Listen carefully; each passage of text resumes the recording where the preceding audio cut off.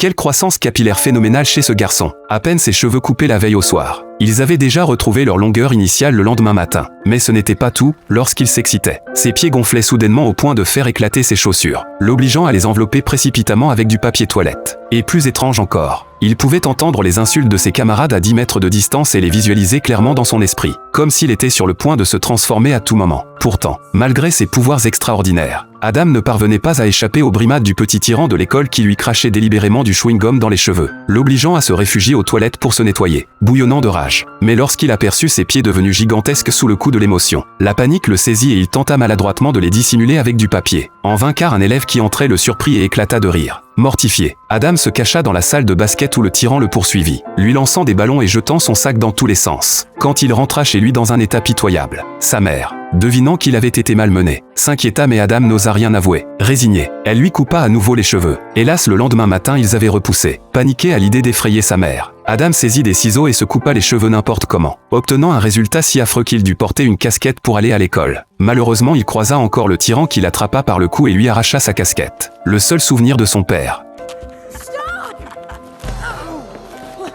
Désespéré, Adam utilisa ses techniques d'autodéfense pour récupérer son bien et s'enfuit à toutes jambes, poursuivi jusqu'à chez lui où le tyran, fou de rage, brisa une vitre avant de partir. En nettoyant les éclats de verre, Adam découvrit une cachette sous le plancher contenant une boîte avec une lettre de son père qui n'était pas mort mais correspondait secrètement avec sa mère depuis des années, lui seul ayant été tenu dans l'ignorance. Submergé par un sentiment de trahison, Adam décida de partir seul à la recherche de son père et s'éclipsa dans la nuit avec l'adresse trouvée dans la lettre, sans se douter que de plus grands dangers le guettaient.